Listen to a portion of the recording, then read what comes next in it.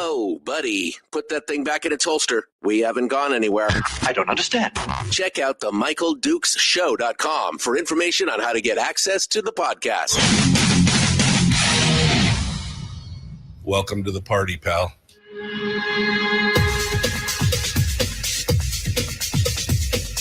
The Michael Dukes Show. The greed and the entitlement is astounding to me.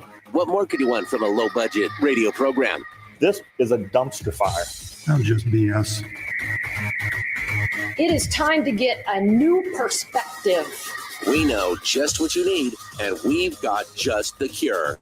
Open wide and prepare for a steaming hot cup of freedom. I just don't fathom it.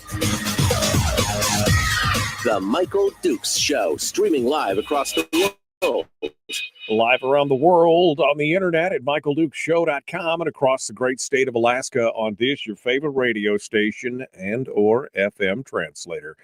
Hello, my friends, and welcome to the program. It is the Monday edition of the show, and we are continuing today. No real news to report on the Charlie Kirk assassination. The suspect obviously is in custody, and we're learning more and more about this as we go forward here, and we'll give you whatever details we can, but as of right now, not a lot happening, so we'll keep you in the loop on that. If anything happens, excuse me, during the show or comes out, we'll let you know about that. But today we're continuing on our journey here of discovery and discussion with candidates for local office from around the state of Alaska. In hour one, we're going to be talking with Michael Bowles, who is running for the MatSu Borough Assembly in District 1, I believe, District 1 of the MatSu Borough Assembly. And then in hour two, we'll be talking with Jeanne Olson, who is running for the Borough Assembly in Fairbanks.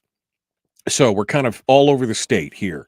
Later on this week, we're going to be talking with Elias Garvey and Jason Davis down here from the Lower Peninsula. And then on Thursday, it's an all Fairbanks show with Melissa Burnett in hour one running for school board and Barbara Haney in hour two running for the Borough Assembly. And then next week we'll see where we're going on next week. So we got a lot of stuff going on. But it's going to be a busy week or two here as we get ready for it. On the 22nd, which is next Monday, early voting begins in Fairbanks and the Kenai Peninsula Borough. I don't know when early voting begins in the MatSu because remember they changed their election date to match the national date in November, which my God, I just wish everybody would do that, right? One day to vote for everything. I mean, we didn't have to keep track of anything. Anyway, we're going to do that. So without further ado, let's get into it. We've got Michael Bowles. He's waiting in the wings over in the green room. And let's just get started on our conversations this morning about local politics and local elections. Michael Bowles joins us this morning to discuss. Good morning, sir. How are you? Good morning. How are you? Thank you for having me on your show. Well, appreciate you being part of it and coming on board. It's a pleasure to talk with local folks, regardless of their point of view. About jumping in and trying to run for office. I've often advocated for the last 10 years that we can focus on national stuff all we want, but what we can really make an effect on is the local stuff. And I think sometimes that gets forgotten. So absolutely appreciate you coming on board. So Michael, first and foremost, let's start talking about you and who you are, where you came from, and we'll go from there. That sounds great. Yep. So Michael Bowles. So I live outside of Palmer on the Kinnick River. So my community is the Kinnick River, South Kinnick River community. So where I came from, that's a good question. I was raised in the Army. So I'm an Army brat. And then fast forward after the Army, I wanted to own and operate my own restaurant. I worked in restaurants, started working 11 years old, delivering newspapers. That didn't work out. So I switched over to kitchens. and loved it, fell in love with it, and worked my way through the kitchen system. And that's what my plan was. But at 23 years old, I realized in Columbia, South Carolina, making $12 an hour wasn't really a great career choice. So then I joined the Army. And then through that process, the Army brought me up to Alaska and met my wife. And she basically said, well, if you marry me, you're staying in Alaska. And I said, absolutely. That sounds like a good plan to me. So that's what brought me up here to the state. I've lived out in the MatSu borough. My wife and I got married in January of 2010, and we bought a house. I was actually deployed to Iraq on my second tour of duty at that time. I came home on R&R, and we had our wedding ceremony. A house that was in her family. Her dad actually built this house on the Connecticut River, and it became available. And so we upped our wedding ceremony, quite a few months to basically so we could utilize the VA loan and purchase this home and keep it in the family. And that's my origin story for the MatSu Borough. Wow. It's the secret. We'll do it. We can make it happen. Yep. It's a love story with a house involved. And a wonderful Alaskan wife. Yeah. She's my backbone. I mean, she's my best friend. She's actually my campaign manager as well. So that my wife is just an amazing woman, hard worker, owns 3 businesses herself. So she is when you think of a hardworking Alaskan woman, that's my wife. Yeah, the epitome of Alaskan can do. That's what it's all about. Yep. Let's talk a little bit here about your decision to jump into something like this. I often ask candidates, when exactly did you lose your mind? I mean, was it a single thing, Michael, or was it a combination of things? Was there a straw that broke the camel's back? What would possess you to jump into? I've been there, so I know where you're at. But I mean, what possessed you to say, I have all this free time and nothing else that I'd rather do, so let me jump into politics? I appreciate that question. So it was more of a straw that broke the camel's back for me. So I've always been kind of a vocal person. Sometimes that's a good thing, sometimes that's not. But for me, I was one of these people that would attend community council meetings, and then I'd get irritated and I would stop going for a while, right? And so that was kind of how it was for me for years. And then locally, what was happening was there was an action that was moving forward. It's called a SPUD, special land use district. It would have designated this area out here a SPUD area, and basically it would have, if it would have passed, it would have brought in zoning laws. Some people have SPUDs in their areas, and that's fine. Different communities have different personalities, and they have different needs, different wants. Our community here, we're in the woods, and we like it that way. We're a lot of homesteader mentality out here. We like to do on our property what we want to do on our property, and it's nobody else's business. And that's the big personality out here for the most part. And so, some of us caught wind after this thing had started, and basically, that motivated me. That got me off the couch, and so I started the group that came against it. And it got a little volatile. Honestly, it did, because when you have disagreement and there's groups involved, it's a challenge. But I was able to, I went to the borough and I basically asked the planning department, so what do I need to do? There's a group of us that doesn't want this thing to happen. What do I need to do? And so I started asking questions, and I'll tell you, to their credit, they told me exactly what I needed to do to kill the SPUD.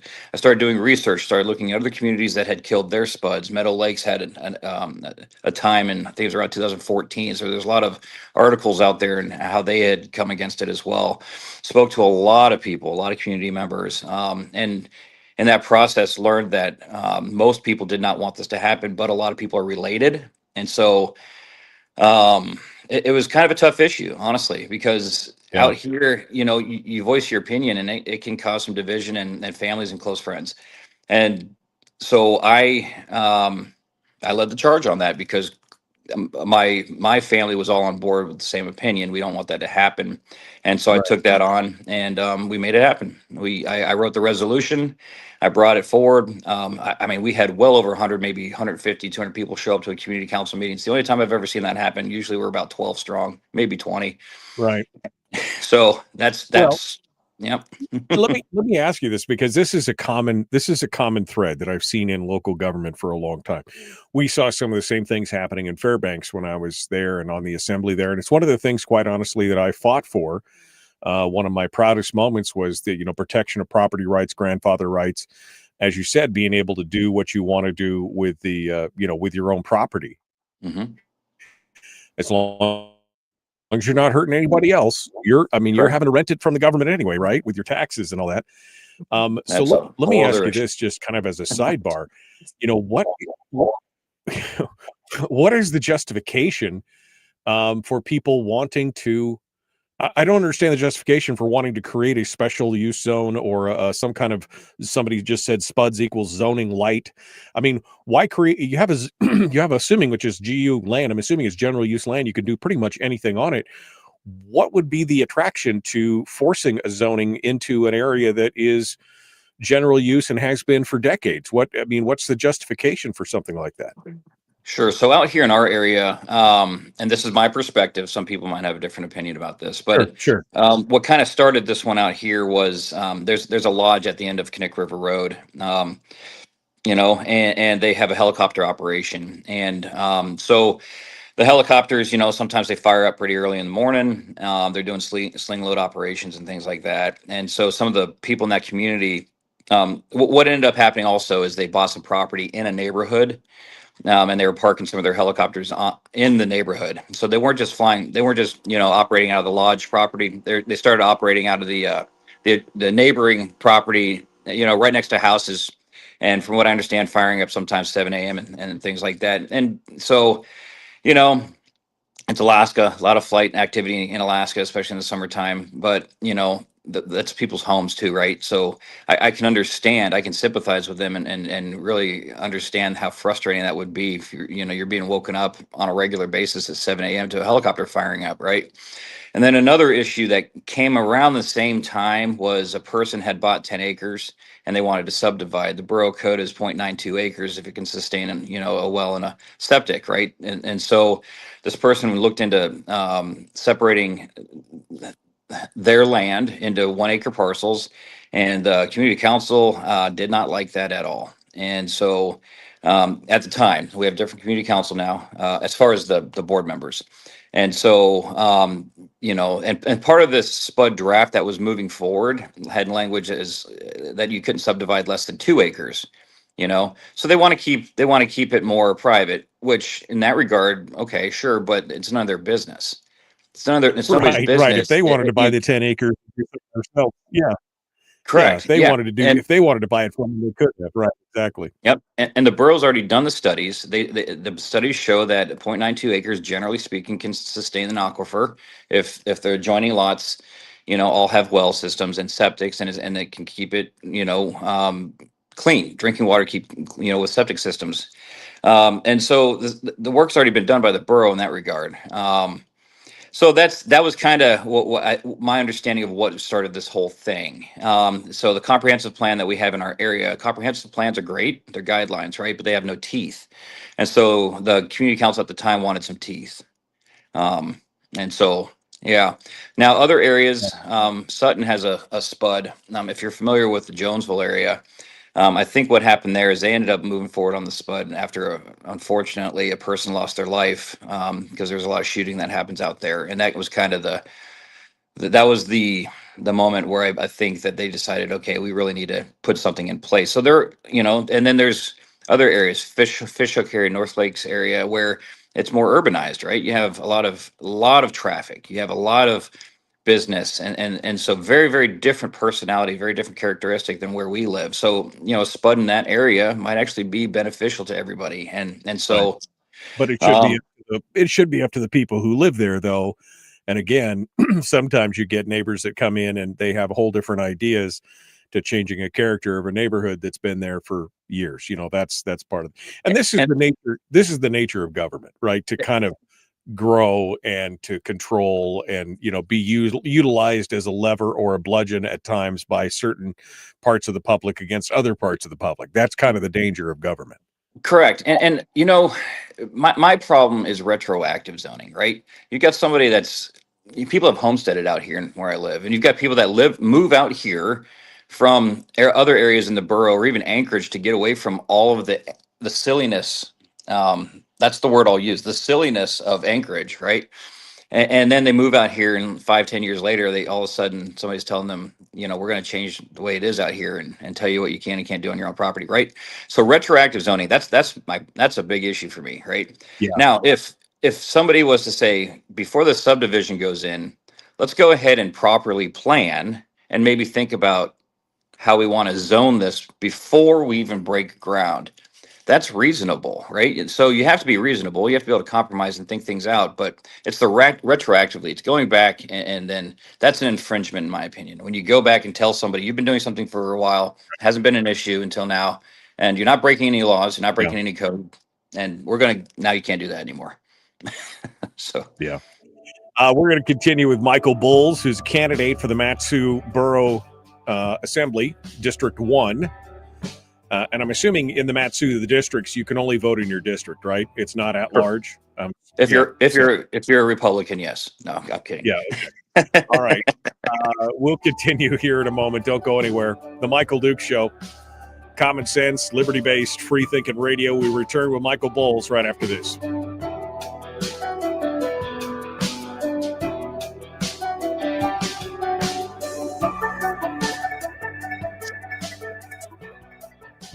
If you missed the show, you can listen to it on your time with Dukes On Demand.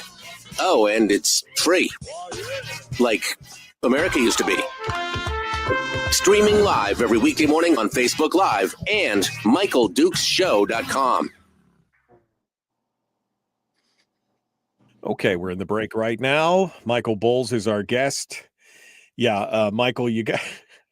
there's nothing worse than, we've all heard the stories, and this has happened several times, but I remember one up in Fairbanks where they had an airfield. They had a bush strip, and they had everybody around the place had properties around the edge of the strip, and they were all pilots, right? They all bush pilots. They had little Super Cubs and everything else. And then somebody moved into the neighborhood and, of course, got up with the borough and got almost all the way through the process of basically rezoning, so they couldn't do anything when the neighborhood found out, But that's the thing. Somebody comes in, Johnny come lately comes in and says, well, I like the way it was back in wherever they used to live, California or Anchorage or wherever. And now they want to change the flavor of the neighborhood to suit them, even though people have been living there for 20 or 30 years. It's, this is the danger of small government in that regard, especially if you're not paying attention. Yeah. Yeah, so my wife, born and raised here, she's been out here for over 40 years now. And she tells me that when she was young, just in this short period of time, of course, the borough's going to change and it's going to grow, right? But just Palmer itself, she remembers a time when Palmer was almost considered a Bible Belt community, right? And just in that short period of time, you look around Palmer now, you'd almost think that it was a transplant of some, I don't know, small town and off the I-5 in Oregon. It's shifting that direction, which is unfortunate, and it's being very heavily influenced by those that are influenced with that socialist ideology. And for me, that's concerning. They want, you see these groups like the MatSu for Progress and all these people that are actually getting in these positions and shifting it. And we saw that during the COVID era with when Palmer rose up and recalled those 3 people, when they were having those meetings outside of, the OMA, Open Meetings Act. So there's a shift. And so it's not just, local government is important. I say it's like a 24-foot bayliner, right? All the decisions that local government makes, it's immediate turn left, right, versus large government, which is more of like a fishing vessel or a barge. Federal government's like a barge. You feel things years later. But the local government, it's immediate. Just in the 17 years or 15 years that I've lived out here, I've seen a shift in Palmer, and it's concerning to me. And this is a conservative area. And right. I hope that when elected, I can band with my fellow conservatives and shift it back more conservative. So yeah, Well, and I think again, this behooves us to be paying attention, because it's ironic how many areas are, majority conservative areas, yet they're more paying attention to what's going on in Washington, D.C. than they are in their own backyard. And all of a Yeah. sudden, how did we turn blue? How did our local government turn blue? It's because you weren't paying attention, stupid. That's what's going on. And they're not getting out to vote. You gotta vote. Yeah. Yeah. People have got to be paying. If you want your will to be exercised, you have to go exercise your will to vote. I mean, that's that's just the bottom line. Don't complain when they fill up the seats with all the blue people because they motivated the vote and they got out there and did it. Yep. And they saw an opportunity because you're sitting around picking your nose, watching what's going on down in the Beltway. I mean, really.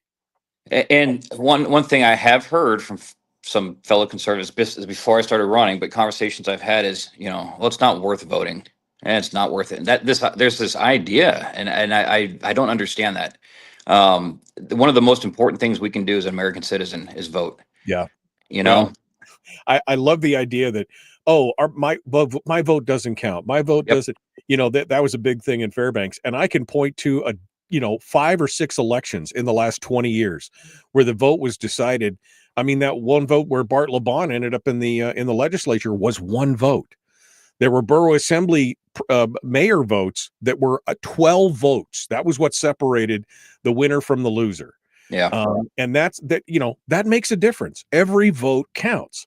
And if you stop paying attention, you stop participating, you got no one to blame but yourself. All right. We're going to jump back in here. We're about ready to rejoin the radio. Please like and share, like and follow, subscribe, ring the bell. Why don't you like me? There's only 8 likes in here. What's up with that? Here we go.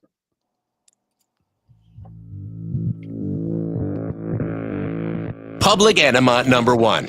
Oh, wait, sorry. Public enemy number 1, which makes more sense. On the other hand, he's a little bit of a pain in the Michael Duke show. What do you mean? What do you mean? I'm just a perfect angel. All right, welcome back to the program. Michael Bowles is our guest candidate for District 1 in the MatSu, the Borough Assembly there. Yes. We're continuing now. So, Michael, as you climb into this race and you get ready to run, what are some of the big issues that you see? Obviously, you're a big property rights guy, but what are the issues that you see as you proceed ahead here into this foray? What are the issues that are going to be facing the borough over the next few years that you're looking at? So facing the borough, that's a good question. So my opinion, it's been the personality of the borough in the past to when they want to work on a project, they put a debt out there on the ballot, right? And so they take out debt to build a road, they take out a debt to build a school. And so prior to this administration, prior to Mike Brown, who's a great guy, I've gotten to know him a little bit, and then the assembly, they were handed a big bag of debt, and it's unfortunate. So that's, I think, one of the biggest issues that the borough's dealing with right now is how to pay off all of this previous debt so that in 20, 30 years, children, our age our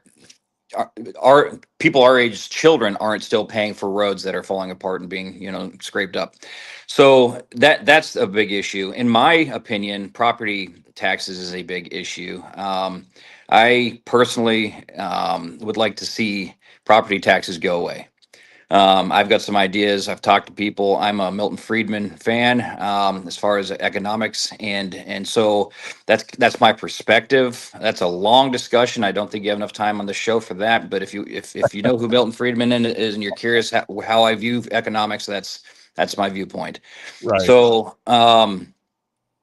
there's issues, things need to be paid for, but the government. So my perspective is the government exists to protect the people and to regulate commerce, right? And it doesn't exist to provide services, although the government does provide services and we need certain things to happen. This idea that we need social services and things like that, and we need those to grow, I'm in disagreement. I think that a lot of things can be privatized. I'm also of the opinion that robust infrastructure comes off of the back of a strong economy. not a government that continues to tax its residents. So when you allow private industry in, when you allow industry to invest in your area and build, like what's happening, like we're watching, and it's really exciting to see out in Port McKenzie way. And I have to say our state legislation, working with with Nick Begich, quite frankly, I mean, it's outstanding watching what's happening. And I'm really, really hopeful to see that explode and really just bring our MatSu economy up, but a strong economy, that's what we need. We need a strong economy. I'm not saying that we don't have one now, but it can be stronger, and more of the, and I'm not talking about out in the, the rural areas. We don't need to change personalities of communities, but what we need to do is shore up industry. We need to allow industry to come in and invest here, in areas where it's appropriate, like the port. So those are the biggest areas I see, that where the borough can kind of benefit. So how do we make that happen? That's a lot of good discussions. Right. A conservative approach, fiscal Right. responsibility, fiscal patience. Stop asking residents to pay more taxes. Let's fix the problems we have first. Well, and let's talk about the debt for a second. I mean, some of the debt that the borough found itself in, I'm assuming, was on bond issues and some of the other things. Yeah. At what point do we start living within our means? At what point do we start saying, and how much of that debt was used to retire deferred maintenance, right? I mean, how much deferred maintenance are we talking about inside the borough? I don't know what it is in the MatSu. I know in Fairbanks, it's over $250 million in deferred maintenance, which means they took that money, which was allocated to maintain the facilities that the taxpayers have paid for, and they spent it on something else to then come back later and say, well, we need a bond to fix the roof or do the paint or infrastructure, a new furnace or whatever. What's going on with that? Exactly. I spoke with so I'm going around to all the community council meetings. I'm speaking with residents, the normal things a candidate does. And I did not know about this, and I might get this a little bit wrong, but my understanding is about 12 years ago, there was a bond put on the ballot to work on the Wasilla Fishhook Road. And that work still has not done, but it hasn't even started, and that money doesn't exist anymore. That money, those millions of dollars from that bond debt, shifted to other projects, and Wasilla Fishhook Road still goes without that project. So things like that, right? And that has nothing to do with our current assembly, has nothing to do with our current mayor, nothing to do with our current borough manager. This was all 12, however many years ago. But that was the way the borough operated then. And we need to change that, right? So you look at property taxes, it's, the reason why that's attractive to a government is because you see that as like a fixed income, right? Right. I can guarantee it's a stable base, right? Yeah. And so you can look forward and say, well, I can pretty much guarantee that I'm going to take all these people money from them. All of this rent from people living on their property, I'm going to take that. And then I can guesstimate that I'll be able to take out a loan over here and maybe get this project done. Versus if you have other forms of tax, I don't like tax, but it is what it is, right? We need roads, we need infrastructure, and we, then you do the project after the fact, kind of like a responsible adult, right? I don't take out a lot of debt and then come back and then pay my bills. Right. I pay my bills first. I build up my emergency fund. I look forward at projects I want to do around my house, and I properly plan for those projects with money that I have in the bank. So I don't understand. I did that with my business. My wife does that with her 3 businesses. That's how businesses are successful. No business, and government is business. No business it prospers from staying in debt. That's just, Right. Unless you're a business that continues in bankruptcy, but Well, that's the thing. I mean, it's the only difference in government and business is the government can't go bankrupt. I mean, technically. And so they're always out there saying, well, it's not the same. It's not the same. It is the same. Arithmetic doesn't lie. You can't math your way out of continuing to being in debt and spending more than you take in. That's a huge one. Obviously, you're going to be fighting for property, private property rights issues as well. Anything else that's glaringly, going on in the borough right now? I mean, obviously your biggest line item is going to be education spend and everything else. What are your thoughts on education and the size of that budget and the overall state of the budget? So as far as education, I don't know if that's my lane. Honestly, I don't know if I should talk about that. I've got some opinions. That's not my lane. I haven't really spoken with school board members. I haven't spoken with the school board president on that. So I don't, I've talked a little bit with a couple of assembly members as far as, the amount, 71% of the borough's budget goes to education, right? Goes to the school board. But I at this point, honestly, I'm still fairly ignorant to what that's being spent on. So I don't, at this point, I don't really feel qualified to talk on that. I'm not trying to avoid the question. I don't think I haven't looked into that enough yet. Well, then let's just talk generalities then. I mean, the MatSu is actually one of the best school districts in the state. It is right? the best. Yeah. So, I mean, they're top of the heap. But even then, when we've got students who are still in the lower quarter of the achievement scores, things can be done. And MatSu is obviously leading the way in being, in innovation and different types of teaching and things like that. But I guess the question becomes, how much is enough? If you're spending $20,000 a student, how much more do we need to spend? Should we be exporting the MatSu's plans to other school districts? What just, in generalities, you don't have to give me specifics in that, but, Sure. Overall, what are your thoughts on this? So my personal opinion on education is there should be choice involved, right? Charter school systems seem to be doing very well. My wife and I do not have kids. So in that regard, I don't have children in the school system in the borough, but speaking with other family members and friends that do, I surround myself with conservatives, and I have friends and family members that have different that, but mostly we're conservative based. And the general thought is that the charter schools work, homeschooling works, right? Being able to pull children away from the socialist ideology and these national systems that are being put into the school systems that are actually bringing the school numbers down, right? Because they're focusing on the ideology versus education. And so when you do that, when you put the education back in the hands of the parents, it becomes more successful. And that's what the borough seems to be doing right. So that's and again, changing as the times change. We're across the state, we seem to be using the same methodology and the same systems that we've used for the last 100 years. Yet we know that technology and the employment sector and the way people work and the way people look at their jobs has changed just in the last 5 years, right? With COVID and everything else. Not to mention the fact the trends that were going on before that. People aren't staying in a job for 30 or 40 years and retiring. They're changing and of course the whole teaching, the whole type of teaching, it's no longer everybody sits in a class and kids want to learn in their own way, in their own pace, electronic learning, distance learning, like you said, correspondence or homeschooling or charters or micro schools or whatever it is.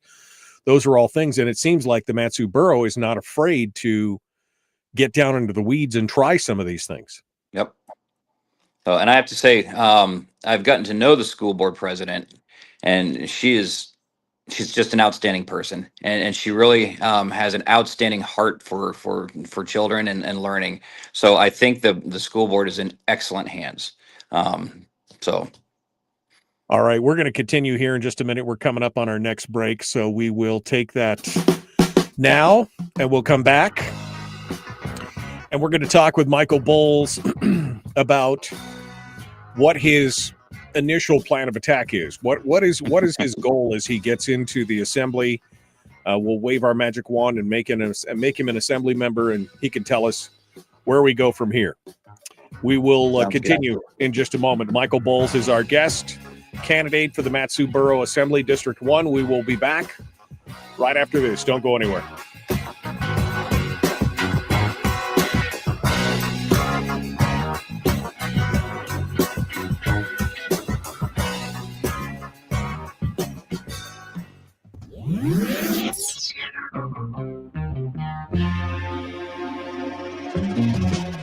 Running on 100% pure beard power. Oh, also coffee. We dip our beard in coffee. Ha, nice beard. The Michael Duke Show. Nothing like a little beard coffee. That's all I'm saying. A little beard coffee. I'm saving that for later. They call it the flavor saver for a reason. Yep. All right. We are continuing now. Mike Bowles is our guest. Mike, this is this has got to be interesting to see. One of the things that I found most fascinating when I was running for Borough Assembly is the one-on-one, talking to the people, walking the districts, walking the areas. It is kind of eye-opening sometimes to see where people are at, even in your own neighborhood, right? I mean, it's kind of educational. What are the folks in your communities, if you've walked the street or gone to the community councils, what are their main concerns? What do they complain about or are concerned about the most? Sure. So, I have learned, in District 1, we have a lot of different personalities, right? So our district goes from the old Glen, off of the Glen, and then it turns right, if you're familiar with the area, down Knick River Road, and then it can cross the bridge into the Butte area, through Lazy Mountain. It stops at the bridge to go into Palmer proper, and then starts back up again up in Farm Loop Fishhook area, and then it goes to kind of the tip of North Lakes Community Council area, which is kind of a Bogart area-ish, and then it goes north into Sutton and Chickaloon as well. So you're a wide swath of community personality, right? So varying opinions. So as far as like this tax, the fuel excise tax is kind of the big thing right now, right? That's the hot button issue on the municipal level out here. It seems the closer you get to the center of the urban area, more people are in favor of it on both sides of the fence, political fence. But out here in the more rural area, it's overwhelmingly against it. And generally speaking, if I had to put a percentage on it, I would say that 85 to 90% of the people I speak to are overwhelmingly against this fuel excise tax. So that's a big issue there. Here locally, in the Butte area, Lazy Mountain area, one of the biggest issues is, people see their tax dollars being used in other areas in the borough, right? We all pay taxes, but we've got lights that are out, right? We've got roads that need potholes filled. So we see tax dollars being spent in other areas around the borough and not used in our areas, and not in District 1, because we are, I think, probably more rural. And there's this idea that, it's state road, but it's not state road. A lot of these roads out here are borough roads. And so just maintenance, basic preventative maintenance in the Army, PMCS, preventative maintenance checks and services. So, it'd be nice if the borough and spend a little bit more time out in our areas looking at what needs to be fixed versus, the central, more urban areas. So. Yep. Yeah, no, that's a problem, right? I mean, you've got people paying for the roads, and yet they're not seeing those roads, come into their being repaired or being kept up. And again, that goes back to my whole deferred maintenance comment before as well. That's the first thing you need to take care of, is the stuff that's closest to the people who are paying for it. Yeah. If the borough has road powers and the borough's responsible, then those things should be taken care of. I mean, that should be a prime issue. 100%. Other things too. So more wide, they see things. So borough members, they see things like the borough buying new trucks and then turn around and ask for a 7 cents fuel excise tax, right? When you drive by the borough building and you see 12 trucks sitting out front, not being used on a regular basis. So why are they buying new trucks and then turning around and asking for a 7 cents fuel excise tax? People notice those things, right? People aren't going onto the borough website looking at budgets like me. I'm kind of a nerd like that. I do that even before I started running. That's just what I do. Probably because, in the Army and as I'm a state of Alaska employee now, that's just what I do. And so, but I don't think most people do that. And talking with residents, they don't go on the borough website and try to figure out what's going on with the borough, but they see. And so when you see a bunch of empty trucks not being utilized, and then you're asking me for more money, why are you doing that? Right. Right.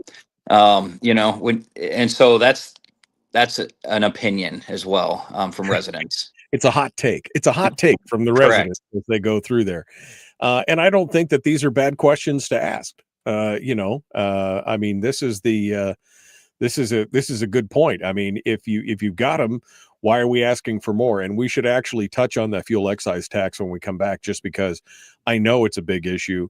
It was being discussed, last year before I left the MatSu. I know it was a topic of conversation, and everybody's like, "Oh, look, free money. We could still be lower than Anchorage and capture some." But again, how much money does the government really need in that regard? How much is too much?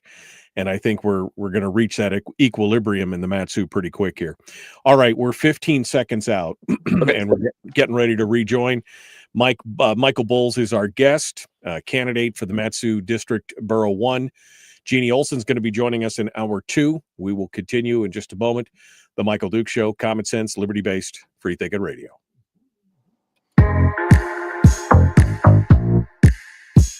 The Michael Duke Show, proudly splitting the left versus right dichotomy. Yeah, I had to look that word up too. I don't think it means what he thinks it means. Here he is, though. That guy, Michael Dukes, the one with the show. Just goes to show what he knows. It means exactly what I think it means. Welcome back. The Michael Duke Show. Continuing our discussion now with local candidates. Michael Bowles is our guest, candidate for the MatSu Borough Assembly in District 1, which is the whole Butte, Knik River area out there in the sticks, so to speak. And we were talking with him about, before I wave my magic wand and make him an assembly member and he tells me where he's going to go. One thing we forgot to talk about, which came up during the break, was this MatSu fuel tax that they're discussing, this new excise tax.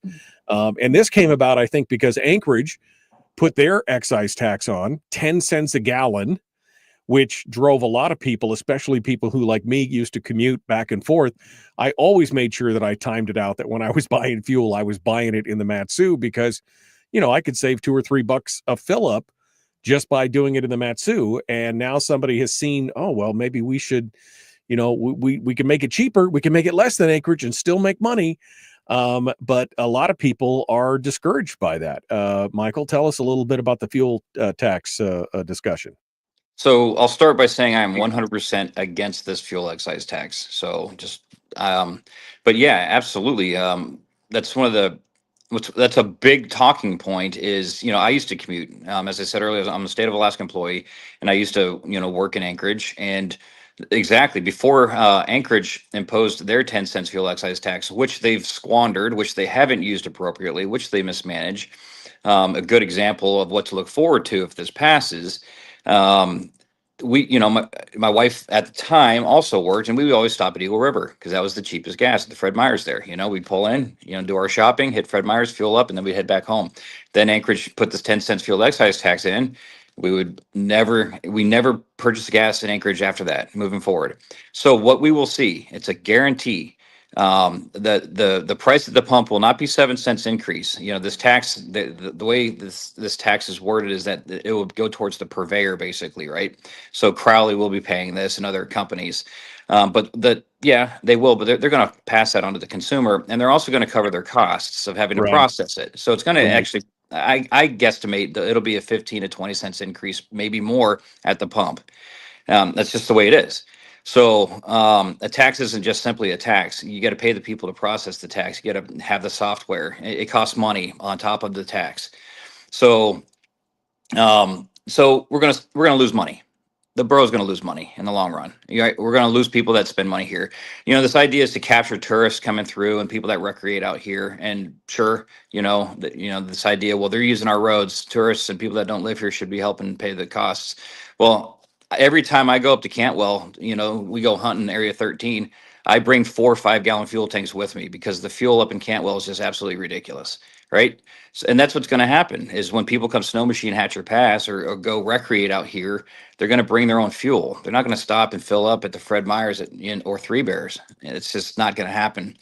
There's also this idea that, if they're going to impose a tax, why not tax everybody? And there's this talk about a diesel exemption, an exemption for this, an exemption for this.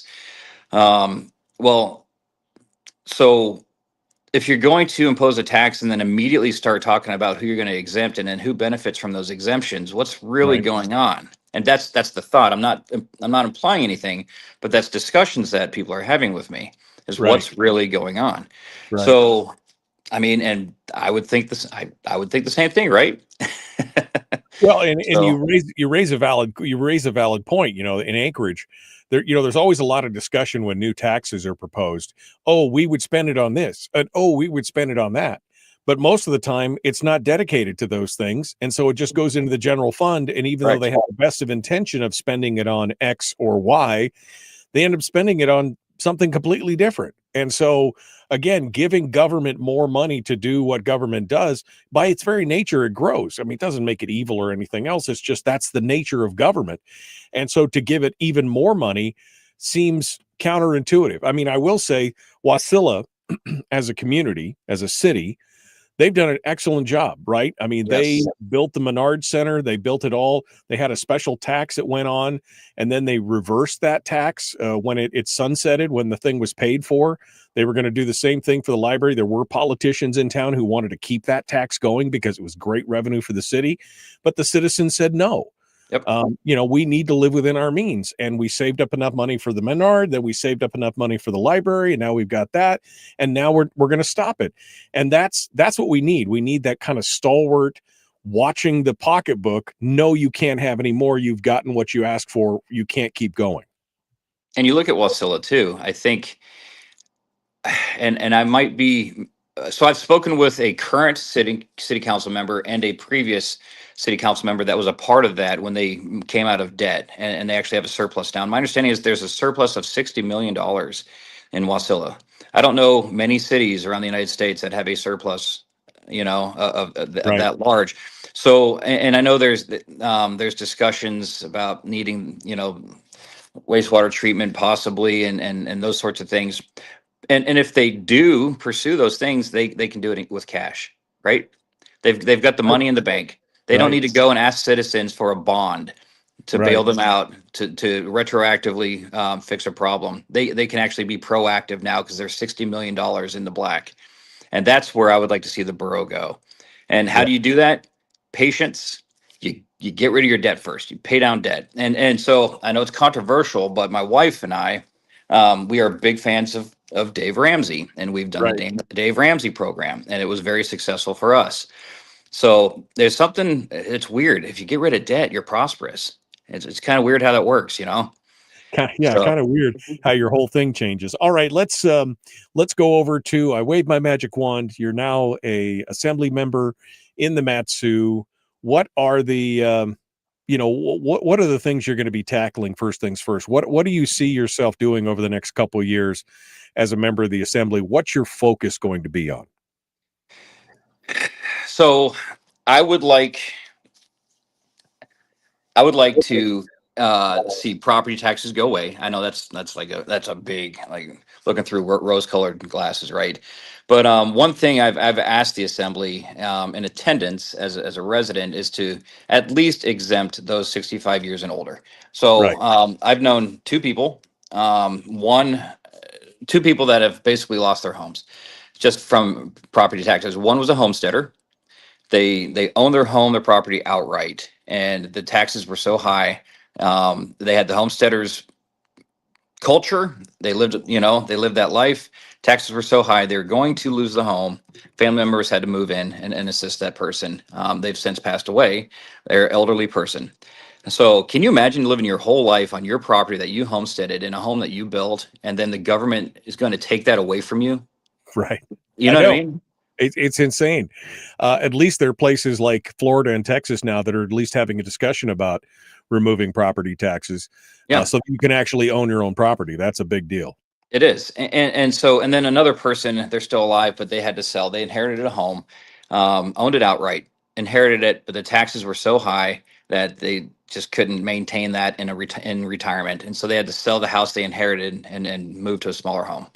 So it's just things like that. Just, that's wrong. That's not government. That's not good government, so that's something that I would like to see happen. I don't know if I would get the support because when I brought it up at the assembly meetings, I was basically told by one assembly member, well, if we do that, we'll have to raise the mill rates for other people. And that's just absurd. You don't have to raise the mill rates. Right. Live within You your know? means. Have you heard of Chris Story down here in Homer? He's pushing the Fair Tax Act, which would create a California-style Prop 13 thing here in Alaska, where if you bought your home at $100,000, that's the tax base that you'd pay on until you sell it. So if it's 30 years, you'd pay on that at a set rate instead. So no, I'll look into that. But I've had that conversation with people. So for example, the house that we live in, we bought, and it's valued now at over $100,000 more than what we paid for it. So we're paying taxes at a rate $100,000 higher than what we paid for our home. Unrealized gains. You're paying taxes on unrealized gains. That's Chris's whole point at that point. I don't like okay, California is a beautiful state. I disagree with a lot of their political, the way that they do things down there. But they are masters of taxation. Well, the Prop 13 thing is the only reason why California is not empty right now, because otherwise you would have forced everyone out of their home at this point based on property rates. So we're down to the last couple minutes here, Michael. Okay. And so I want to give you the opportunity to, tell people where they can find out more about you. Tell folks if you have any meetings or public gatherings, and then just give us your elevator pitch here. So you got about just under 2 minutes. All right. So So social media is at Michael Bowl, elect Michael Bowles. So we're on. I say we. My wife is my social media manager. Facebook. I think it's Twitter, X, TikTok, all of those things. I just do Facebook. So electmichaelbowles.com is the website. I've actually put a resume up there. When I vote for people, I always wish I had a resume so I could knew what people, I knew what people's background was, what their education was, what and what their work history is. I've actually put a resume up on my website so you can see my work history, and so that's there.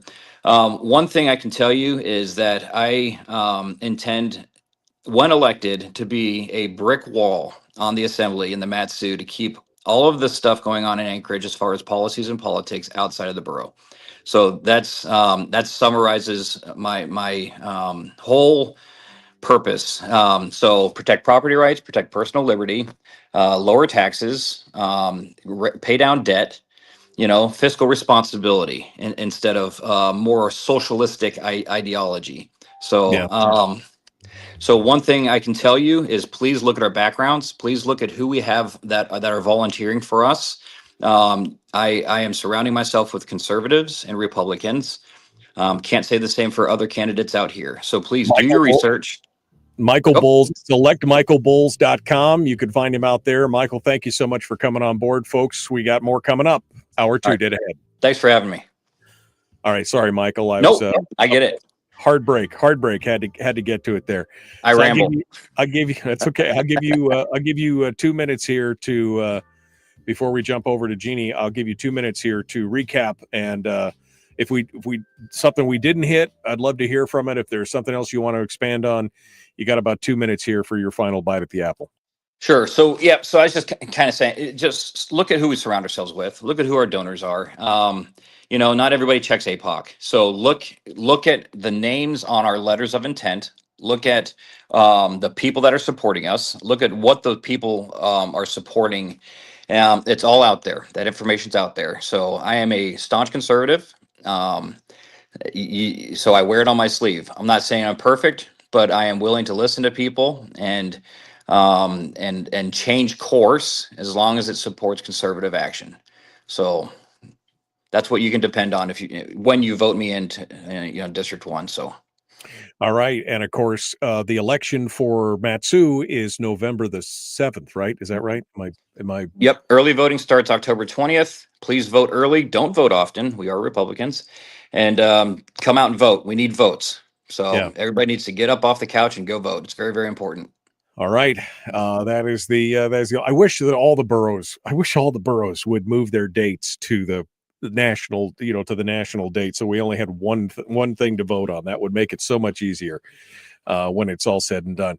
All right. Well, Michael Bowles, again, electmichaelbowles.com. You can see I posted the link up in the chat room there. You can go take a look at it there if you want. Michael, thank you so much for coming on board. We appreciate you joining us today. I appreciate the time. Thank you very much. Good talking with you. All right. Thank you, my friend. Appreciate you coming out. All right. Michael Bowles, our guest. Okay, that we got about 4.5 minutes here before we restart and rejoin the radio. I see that Jeanne Olson is in the green room. So let's run over to Jeanne here and test her audio and everything before we get started. And then I'll go back and read some of the comments in the chat room. Jeanne joins us right now. Good morning, Jeanne. How are you? Good morning. I'm good. It's been a hot minute since I seen you last. Thanks for. It's good to talk to you again. Yeah, it's good to see you again. All right, so you sound pretty good. I'm going to turn your volume up just a wee bit because you are just a little bit quiet, and we'll try that again. Can you hear me now? I can hear you now. Okay, good. I can hear you now. Yep, Loud and clear from North Pole. Loud and clear from North Pole, deep in the woods in North Pole. All right, Jeanne Olson is going to be our guest here leading into hour 2. Well, seat C. All right, I was just going to ask which district it is. Not that it matters because it's all at large in Fairbanks, but seat C is where she's running from. Okay, Jeanne, I'm going to put you back in the green room for just a minute. We'll be back to you, okay? Jeanne Olson is going to be our guest here in just a moment. Let's get back over here for just a second. Okay, back to the comments. I see Chris said, I got the Dave Ramsey vibes from what he was saying earlier. And then he said later on, Dave Ramsey is good for people who are bad with money, not optimal money management in any way. Not sure it's good public policy to apply Dave Ramsey methodology. I'm going to politely disagree with Chris on that. I think anytime that we can live within our means, it makes for a stronger, more stable society, whether that's at the governmental level or not. I'm not saying you can necessarily apply it a 1-for-1, but it's good to keep those principles in mind at a high level. I agree with that for sure. Let's see, state has title to private property. I mean, there's a whole discussion on property rights there for sure. Frank says the excise tax on fuel has been in Fairbanks for a while. Side note, the current mayor said in September before the October vote that he would get rid of the fuel excise tax, but that still hasn't happened yet. Yeah, tell me the last time a government reversed a tax revenue measure. It's very rare for it to happen. Very rare for it to happen. Tawny said the same thing. That's true. I stopped buying fuel in Anchorage when the extra tax was added. I think many of us did. Again, I mean, I drive a Mini Cooper, right? So my fill up only saved me $1.50 a gallon by buying in the MatSu. But if you're driving a pickup truck or something, I mean, you could save $2 or $3 a fill up. And if you're filling up once a week or twice a week, it starts to be real savings, after a while. So yeah, every time I see those kind of discussions about how we need more, it won't cost you much. It won't cost you anything. You'll never notice it. I think some people have noticed it for sure. Brian drops a Milton Friedman quote into the chat room because Michael said he was a fan of Milton Friedman. I'm in favor of cutting taxes under any circumstances and for any excuse for any reason whenever it's possible, said Milton Friedman. And I am definitely of that school of thought for sure. Brian also said that Michael Bowles' opponent's a really nice lady, but hasn't put a lot of effort into her campaign. Well, we'll see where it goes. I guess it all depends on who's supporting you and how much airtime you can buy, et cetera, et cetera. I'm just going back here. Talking about things. Frank said, I remember when, whoops, not that one. Where's the other one? I just lost it. Here we go.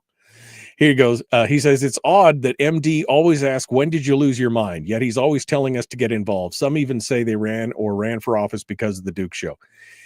Yeah, it's, again, I'm going to ask the question all the time because it's a little bit tongue in cheek, but it gives us a good reason why people decided to do what they're doing.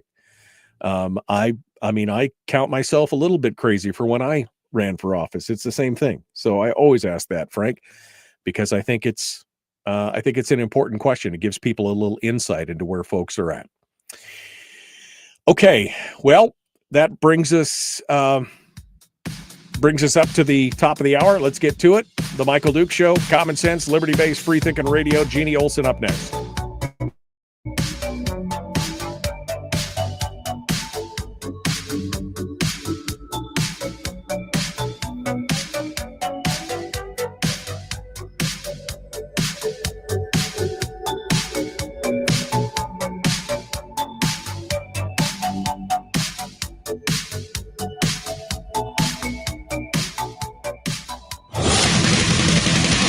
Whoa, buddy. Put that thing back in its holster. We haven't gone anywhere. I don't understand. Check out the MichaelDukesShow.com for information on how to get access to the podcast. Welcome to the party, pal.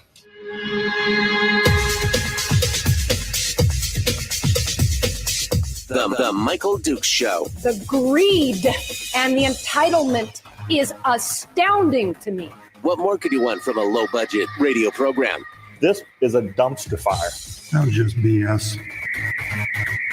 It is time to get a new perspective.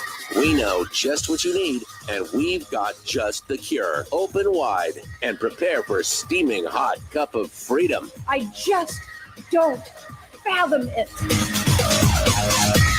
The Michael Dukes Show, streaming live across the world. Live around the world on the internet at MichaelDukesShow.com and across the state of Alaska on this, your favorite radio station and or FM translator.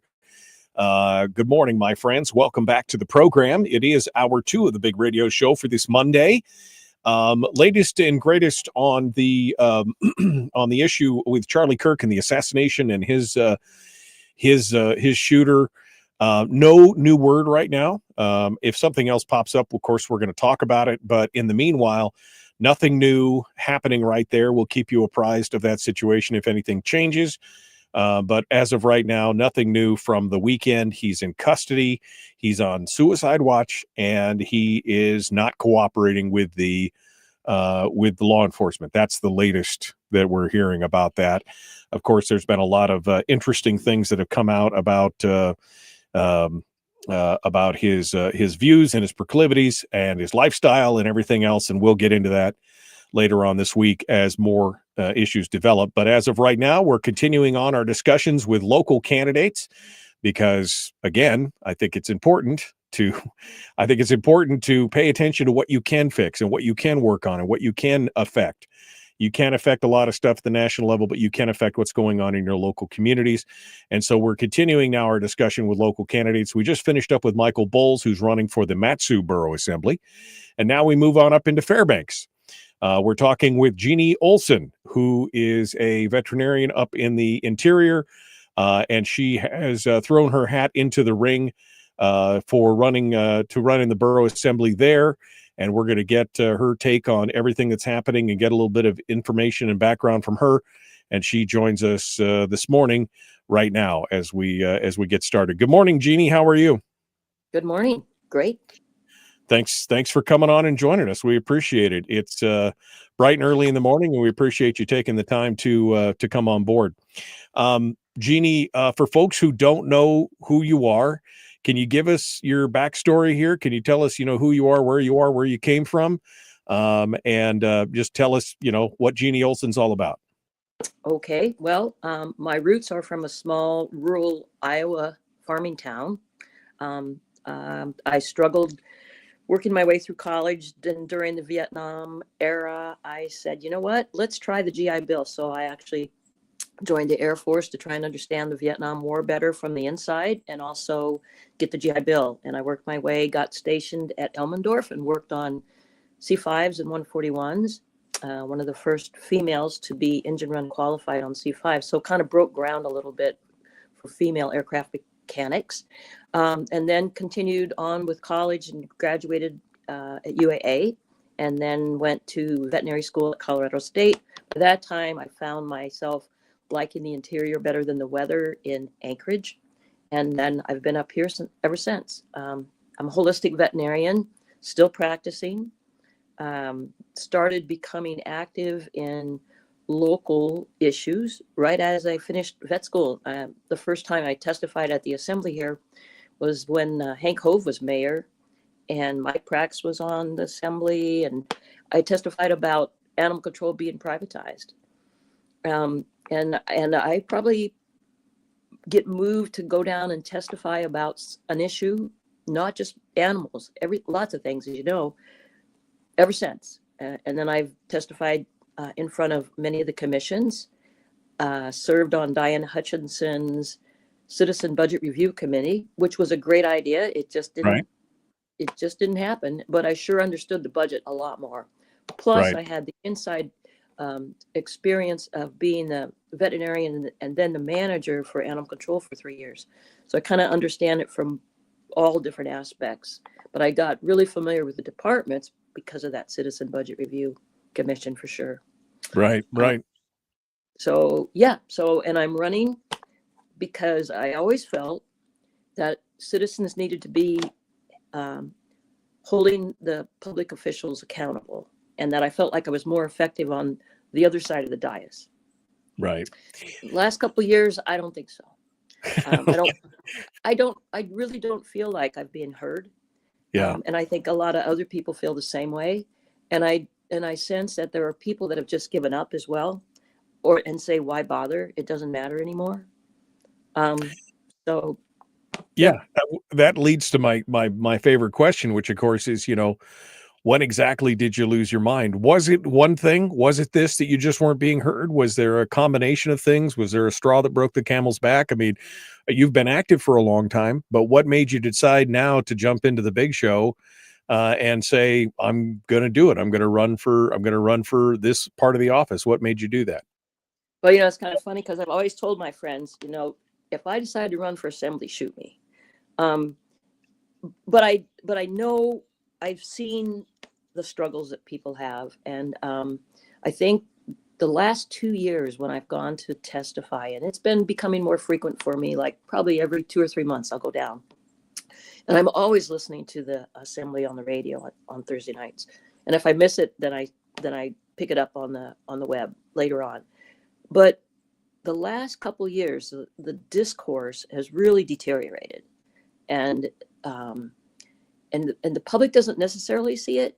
I mean, there's been those lawsuits and ethics complaints, but Right. more than that, it's the expressions on the assembly members' faces towards each other, and the language, and you see it in the expressions on their faces when you're there testifying and watching the assembly people. And I just want us to get back to just being better Fairbanks people overall. Right. And I don't know, I can do that. And maybe we can set the tone a little bit better. Well, it's So interesting. that's really what I finally decided was that's it. Yeah, it's interesting you said that a lot of people are, they're dropping out because they're just, stopping the participation. And I think some of that has to do with the way they feel like they're being, not heard or ignored or, disdained sometimes from public officials. I think that's part of that issue, don't you? Well, yes. And I've always, when I've testified at commissions, I've always felt that it's been odd. Well, that's weird. Let's see what's going on with my light. Okay, Golden Valley. But I always, the commissions, I've always felt, when you have a complaint, you go to the department. And if they are not satisfied, then you go to the commissions. And if you're not satisfied there, then you go to the assembly, right? Because the assembly or the mayor will always say, well, have you talked to the commissions? But just this morning in the paper, Robert Hannon has resigned from the library commission because he doesn't feel like he's being effective anymore. And he feels like it's just not even a sounding board anymore. So that is a kind of a big deal. And I know that people on Animal Control Commission feel the same way. And they a couple of years ago, Bryce Ward decided to have the commissions only meet quarterly. And they feel that that's not right. And I agree. I think that a lot of these commissions, they do need to meet monthly. So that's a big deal. That's another trickle down of, wow, now even the commissions, I mean, they're just advisory, but right. Yeah, they need to be more involved in the process, monthly or bi-monthly, whatever it is. If you're going to get citizens' advice, which is, again, what the advisory councils are supposed to be, they need to be up to speed on it. A little harder to be up to speed when you're meeting once every 3 months versus every month or every 2 months or something like that.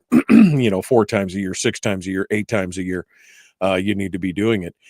Jeannie, as you look at the borough and you look at, all the issues you followed and everything else, what do you think are going to be the big issues that are facing the borough in the next, 3 to 5 years? What are you looking at as a candidate going in? What do you think is going to be the big issues that face the borough, and how would you want to be tackling them? Well, the budget for sure, right? And that's everywhere. We're not getting the support anymore from the feds and the state like we were so accustomed to. And so, they just announced that the Willow project is probably not going to get as much revenue to the state as they anticipated. And so that trickles down from the state to us also in a negative way. And education, that's the big deal for us. And all over the nation too. Schools are closing and people are choosing to opt out of public processes and education. And so I think the budget overall, for sure, we've got to really take a hard look at our needs and wants, and decide. I mean, we can't get rid of all of our wants. We just can't. I mean, Right. We need Mary Side. We need Joy Community, because there's a certain amount of recreation we need to keep us sane. But the waste, I think that, so I'm a holistic veterinarian, right? So I look at things from a functional standpoint. I go, what is working and what's not? Right. What is there an excess or deficiency? Why is this happening? And looking at it in a horizontal way than a top down way. And government tends to be from the top down. So the mayor and the directors of the departments are basically the ones that sit around each week, get together and go, this is what I think. But I really feel that if we could reach out and find the plumber or find that animal control tender and say, what do you really need? What is working and what's not? How can we make it better? And then the other thing is the spend it or lose it philosophy in government. I was in the Air Right. Force. I was a civil service GS-12 at Fort Wainwright. I saw it there. I saw it in the borough, and I refused to spend the money at the end of the fiscal year just because we had it. And Ronnie Rosenberg, I guess, testified one time. It might have been when you were on Assembly, and she said, I want you to support animal control's budget because I'm a frugal person, Ronnie Rosenberg, but Jeanne Olson is even more frugal than I am. And I took it as a compliment, Right. Um, Right. and I think you do that when you're a proprietor. You look at things and, you go, you would not at the end of December, December 31st go, oh, look at all this extra money I have. I should just go buy something I don't even need. Right. Except for if you want to buy something as an investment for tax purposes. Right. But we know anyway. that government doesn't work that way. We know that at the end of the fiscal year, government is on a spending spree because they want to spend every excess dollar in their account because they're afraid they won't get it the next year. And that's a standard practice. Right. And I don't know how to incentivize and encourage departments to say, look, we're not going to keep, because naturally we go, well, if you didn't spend it, why are we going to give it to you next year? So maybe we at least say, if you don't spend it, we're going to promise probably to keep your status quo of what we gave you the year before. Right. Except for if there's unexpected crises. But I can't imagine how many thousands and thousands of dollars are spent needlessly. Well, this is a conversation that's near and dear to my heart because we had this conversation when I was on the Assembly, and I talked about meritocratic systems and things that you could do to incentivize people to deliver the same product but save money, and maybe give them a portion of a bonus based on how much money was saved while still delivering the same product and other things. But that's hard. I mean, they just kind of blanked out. They didn't even want to talk about it, because that's not, we've always done it this way. This is the way we're always going to do it. And that's part of our problem, I think, in the long run with this. Jeanne Olson is our guest. We're up against the break. We're going to continue here in just a moment. We'll continue with her and have our conversations about the Fairbanks North Star Borough. The Michael Duke Show continues. Common sense, liberty-based, free-thinking radio. Back with more. And Jeanne Olson right after this.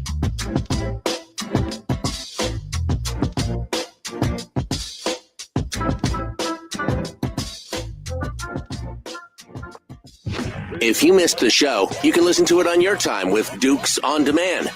Oh, and it's free. Like America used to be. Streaming live every weekday morning on Facebook Live and MichaelDukesShow.com. Okay, we are in the break right now. Jeanne Olson is our guest, and we're going to continue with her in a minute. Jeanne, you mentioned the nice to haves and the wants, the needs and the wants, and I think one of the things that I've seen from government is what in the military they call mission creep, right? It's always, oh, this would be great to have. Oh, this is, there's government things that governments are supposed to provide. And then there's kind of these ancillary things that would be nice to have. And it seems like in a lot of ways, we've reached a phase where the nice to haves have almost become the needs, right? Even though they're not mandated, and then people get used to them, and then we've got to continue them. And I think that's part of the problem that we have with governments at, local and state and federal level, is that we've got a lot of needs that in some ways even get suborned to the wants and the desires and the nice to haves. Am I wrong? Oh, yes. And you're absolutely right. Also that when a government offers a service or has the power of something, is very difficult to take it away. It's like giving a child a lollipop and then taking it away when they're only half done. I also think that they've actually, the borough up here anyway, has really gone away from, I'm sorry about the background noise. There's a fax coming through. You're fine. Did you just say fax? Did you say you have a fax machine? Jeanne. Yeah, it's prescriptions. It's sorry, go ahead. Volunteers. I mean, do you remember when volunteers were able to plant flowers for the borough along Airport Way? Oh, yeah. And then they decided it was too dangerous. Yeah. So no volunteers can do that anymore. And now it's a borough employee doing it, and a new truck, and a new trailer. It doesn't get done. Like you walk into Alaska Land this year, and the chickweed and flower beds is just everywhere, and it's so embarrassing. And it's about risk management and legal, But what is the biggest volunteer event of the year? It's trash pickup day, right? I can't imagine anything more dangerous than picking up trash along the highway. But every year, hundreds and hundreds of people do that, and no one gets hurt. Right. So we, with the budget cuts, we are going to need to look for better opportunities for volunteers. Friends of Newby Park is a nonprofit that just finally, after years and years, got permission through the assembly, finally trickled through the mayor and the administration to now lease Newby Park out there in North Pole for $1 a year, so they could maintain it. Right. And because the borough took it over and then said, oh no, we're just not going to work on this anymore, and we're not going to maintain it. And then they wouldn't let volunteers do it either. That is the kind of I was there during that whole discussion on planting flowers on Airport Way, which was a huge project. Local greenhouses donated thousands of dollars in flowers, and there was hundreds of volunteers that went out there to try and do this, and all of a sudden the borough said, nope, we're going to do it on our own. And oh, by the way, we've got to hire a new person in Parks and Rec, we've got to have a brand new truck, we've got to have a trailer and a machine, a mower, whatever. We're going to do all that. You can't do it as volunteers anymore. And it was the borough spending $100,000 a year plus to do that versus people doing it themselves and being community minded and doing it. Makes no sense, but that's the direction that a lot of this governmental stuff goes. Right. And there is no code that says you can't use volunteers.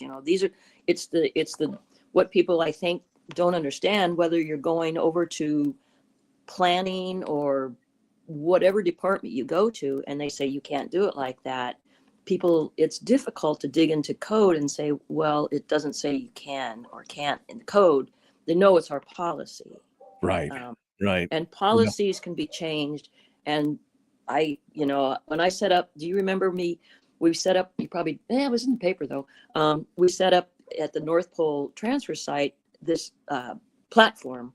We made it out of, made little cubicles out of plywood or something. Yeah. plywood and stuff, and Yeah. and pallets, and then we just had little sections like here's for shoes, here's for books. Oh, I And remember instead of remember that?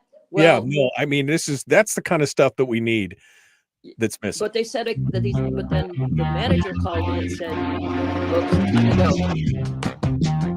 The Michael Duke Show. Seriously humorous with a pinch of intellect. Sorry. That is humorous. Here's Michael Dukes.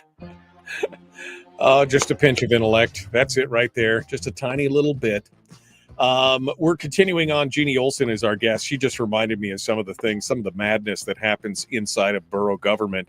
We were talking about when volunteers used to plant the flowers on Airport Way, and when we were doing things like building little cubicles where people could go to the transfer sites and dump their used items in there to keep people from digging around in the trash and in the dumpsters and everything else. And, some commonsensical stuff like that the borough then turns around and says, well, no, you can't do that.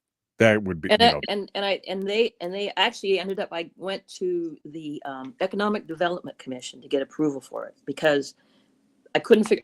I thought, well, because Bob Jordan, who was the manager of Lineville at the time, called me and said, "I understand you're part of this volunteer effort," and I said, "Oh yeah." He said, "Well, you didn't ask me," and I said, "Well, I asked the guys that are the skidster guys and the guys that empty the trash dumpsters," and he said, "Well, they work for me," and I said, "Well, last I knew, you worked for me as a as a citizen," and that's what I think a lot of people in the borough forget is that they work for the public.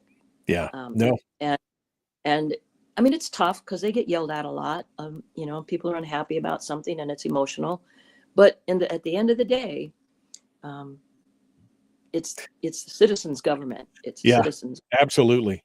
All right. So we're looking at the budget as one of the big issues and the big items. Obviously, the size and scope of government continues to go up.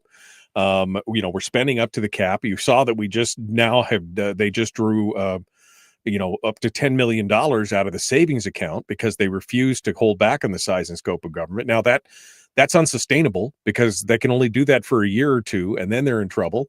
They tried to bust the tax cap already back in May. They had a vote against the tax to overrun the tax cap. And that was shot down by the citizens because, again, it's the only thing holding back the size and scope of government there. So what's your take on the spending in the borough? I mean, the tax cap, are you in support of the tax cap? And then, on this spending where they're spending out of savings, what's your thoughts on that? Well, I had to agree with Grier Hopkins, the mayor, about we needed to give the school a little more money because this caught everybody with their pants down in a way. I mean, I think people were just going on thinking everything was going to get better, and it's not getting better. And we're still losing more children from the public schools. And so the tax cap, I agree with it but people, I think in general, a lot of citizens don't understand, this tax revenue cap. And so, yes, if you look at some of the things that we spend money on, we spend too much money on it, and there's always that philosophy about, well, if this is going to be a government contract, we're just going to add a few more $1 million to the contract because it's government spending, and as opposed to if you put a bid out for something in the private sector where there's more scrutiny. So yes, there's the plush budget, and then you look at and Lance Roberts was the one that really got through the capital improvements project list. And so we have a better idea of looking at these things. But when you look at, like they had I don't remember if it passed or not, but they had a capital improvement project to install a backup generator at Birch Hill Ski for $50,000. It wasn't the generator. It was just the scoping Right. project. Just $50,000 for a scoping project. Just to scope it. Yeah. Right. Not the generator, not the maintenance. Right. Right. Yeah. Maybe we need a backup generator, but we don't need to spend $50,000 to study it. Yeah. Well, that's the Alaska study industry, right? We study the study that we studied before that's on the shelf to study the 3 studies that were before that. It has become an industry in this state. in many ways, and that's just another prime example of that. Yeah. You know, the idea that, and I want to come back to the schools, but we're talking about, and you've got some background, obviously, in animal control and animal care. We come to this $33 million animal facility, the puppy palace, as people call it. And I've seen some of the details and the scopes of it and everything else. And this thing is the Taj Mahal of animal control shelters. I mean, it's got everything, including a surgical suite and all this other kind of stuff. I mean, is that something that we need for that much? I mean, I understand maybe we need a new building or we need to update the old building, but is this something we need? Is this a good use of our money, in your opinion? Not the way it's designed. If we had $32 million and we had a good design, I would support it. I really would. And it was interesting. The whole thing started because there was a Facebook page from Animal Control that said, "Oh, by the way, effective July such and such, we're closing the drop-off cages permanently." And we said, "What?" And so then I started getting some statistical information from them and crunched the data to see how many citizens brought stray animals to the shelter, especially overnight. And it was a lot, more than people that brought them during the day. In other words, when people saw a stray and the animal shelter was closed, what are you going to do with that dog? Well, you might be able to take it home. You probably aren't going to want to keep it in your car, or if you've got other dogs, or who knows, or maybe you're allergic to dogs, or it's a cat, or whatever. And so it was, I think, a good example of the citizen outrage to say, no, you're not going to do that. But then that's when we found out that there was a design, that they were at 35%.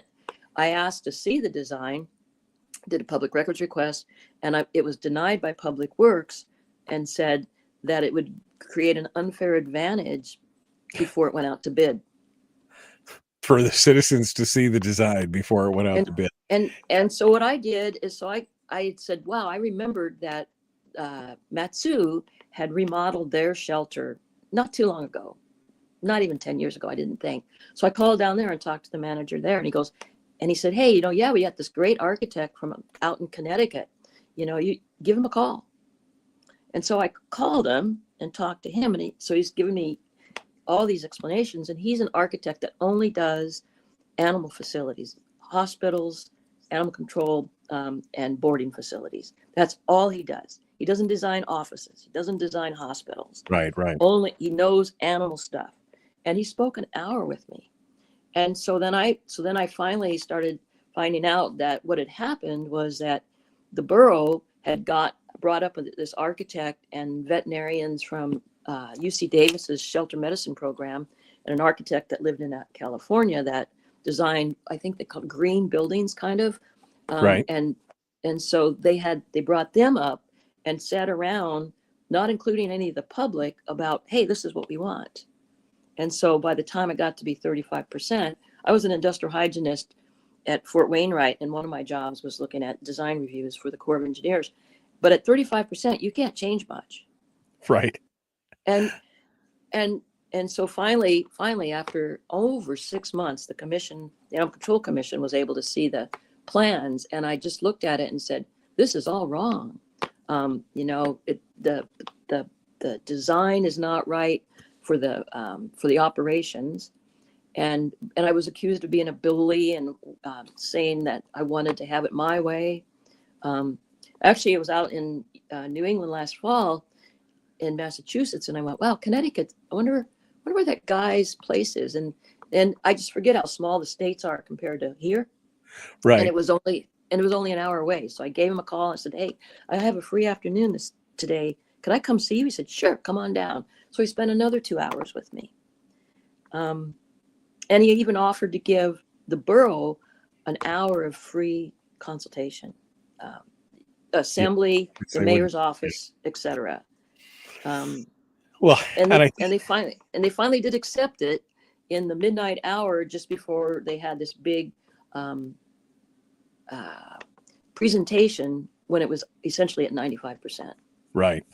I think the biggest thing you said there was, if we had the money. That's the problem. We don't have $33 million laying around. The borough doesn't. I'm still a borough property taxpayer, even though I don't live there anymore. You just don't have 33 million lying around to make this, this aspirational, beautiful puppy place. And the question is, what do we do? How do we fix what we have right now and do it within our means, right? I mean, that's the biggest question. When I was there as the manager, we did fine. There had been a major renovation. We had moved the animals outside in May, and they literally jackhammered the concrete out of the animal holding areas and put in new concrete, new drains, didn't put in slab heat and thank goodness, because according to the architect that I talked to, you shouldn't use slab heat in a building like that. But that's another story. But anyway, and then when it opened up again, the paint was already peeling off the walls, and the drains, some of them wouldn't work. They're higher than the floor, and because the way that they engineered or designed the drains, sometimes pieces of stuffed toys and things would clog, and the plumbers would be over about every other week unclogging a drain. And I think it's probably still that way. And so the design was wrong then.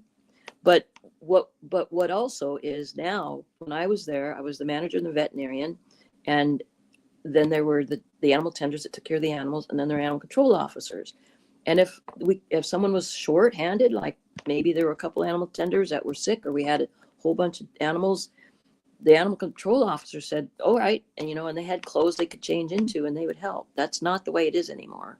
And now there is the manager, there's a contract veterinarian, there is an animal control, I think supervisor that basically is the animal tender processor. They have 5 or 6 animal control officers. In this past budget proposal, they wanted to make one of them a supervisor. And I thought, okay, you need to supervise 5 adults when you're increasing the class size in public schools to like 32 kids with, right. And so they did not fund the supervisor. Let's just say that. Right. But because of that, they've created all this higher echelon of management, and they all need offices. Right. So they took away the euthanasia room, and they combined that with the surgery room, and they made another office where all the animal control officers were. Now all of that is just meeting room with this gorgeous walnut table. Right. So, well, it's, this is the kind of stuff that we look at and we just shake our heads at as the public, because we feel like we're helpless and we have no effect in it. Like you said, you ask for a copy of the plans for a FOIA, can't get it. Takes months to get that information. And they're spending, hundreds of thousands of dollars in scope and work and things like that you just have no idea of. And that's, I think that's definitely part of the problem. I want to get back into the discussion on education, and because that, of course, is the largest component of the budget, and we need to talk about that as well, especially the way that it's being planned for and the way it's being handled. And we're going to continue with that here in just a second. Jeanne Olson is our guest. We're going to continue with her in just a moment. Don't go anywhere. The Michael Dukes Show, common sense, liberty-based, free-thinking radio. We'll be back with more here in just a moment. Don't go anywhere. We'll return right after this.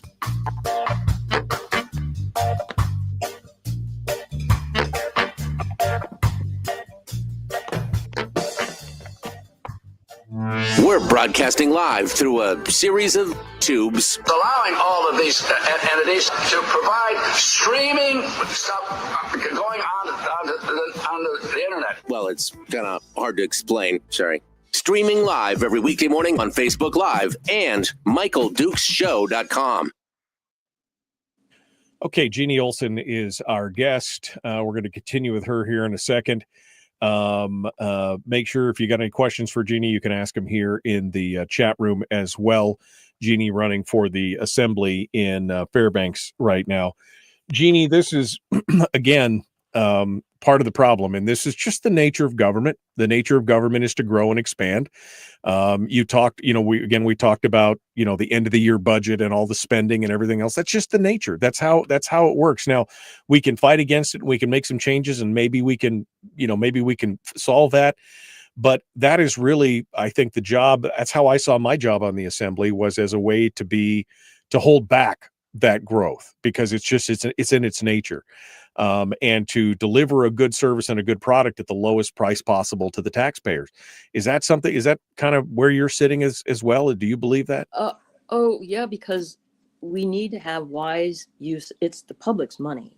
I think that what people forget, even when you're on the assembly, you think, well, it's borough's money, but it's the public's money. And here's an example, and I walk my talk. When I decided to run, that I ran in 2016 for a state house, and I was appalled that it cost $35,000. And at the end of the day, you have plastic signs and a lot of door knockers that just got into trash cans. And so I thought, how to do this? I really don't want to do this. I don't like asking people for money. I don't even like to bill for my veterinary clients. But anyway, so I said, how am I going to do that? So what I decided to do was file exempt with APOC and say, all right, you should not spend more. You don't need to spend more than $5,000 to run a municipal campaign. You just shouldn't. And so I'm accepting donations if people really feel the need to do that. But what I do instead ask is people to donate to a local nonprofit or a nonprofit of your choice.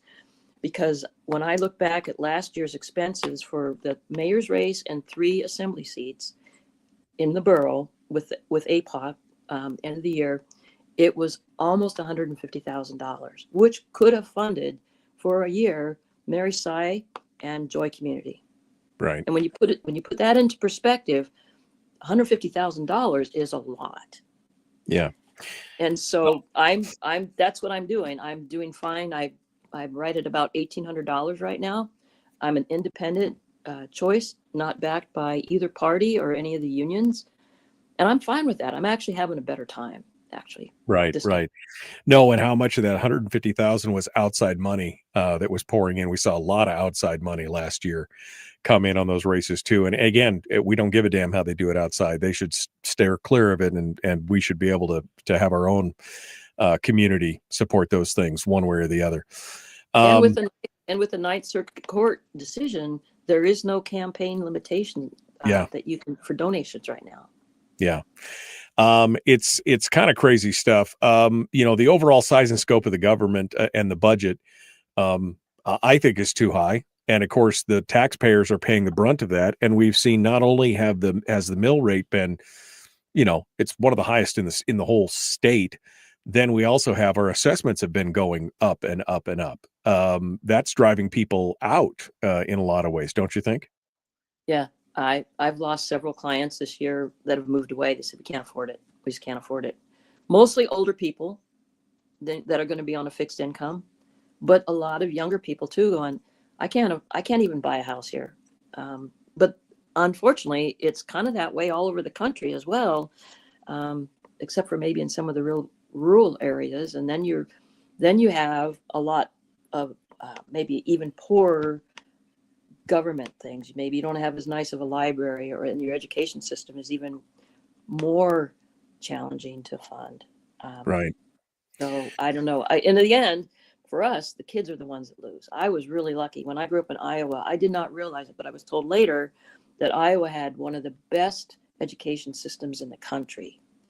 I don't remember our taxes being high, but I didn't, and my family didn't have to pay a cent more to send me to school, and I could participate in any outdoor activity or outside activity from the school. Drama, music, sports, none of it cost us anything.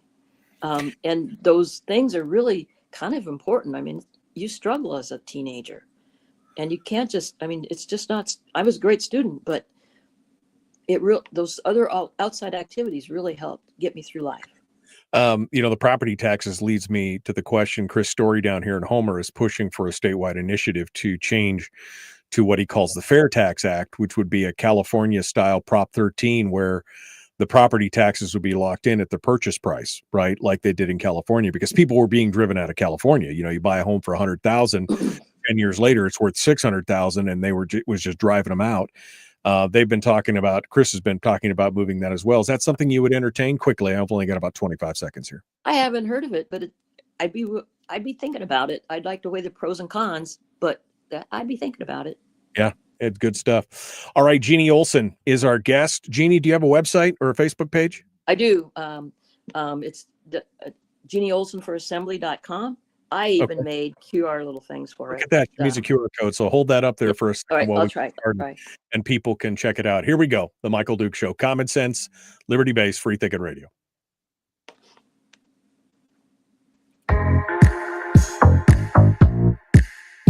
The Michael Duke Show. Not your daddy. Wait, sorry. Not your daddy? Ooh, not your daddy's talk radio. Huh. Whew. I was scared for a second. Thought we were going down. Here's Michael Dukes and the show. All right, we're continuing now. Jeanne Olson is our guest. One final segment here on the program. She's running for the Borough Assembly in Fairbanks for seat C. But again, in Fairbanks, all the districts are at large. So everybody in the borough gets to vote on every seat. Jeanne is our guest here. You can find her at electjeanneolson.com, and you can go out there and see what she stands for and everything else. Jeanne, you mentioned the schools, and obviously education is important. But one thing that seems to have gotten forgotten in the whole discussion that we had in the legislature and everything else this year was the kids. We seem to have forgotten about, we were talking about outcomes. We were, but it was always about the money and always about, making sure that we had the people and that the people were protected in the industry and everything else. But we seem to have forgotten about the kids. We're 51st out of 53. That's not a great look.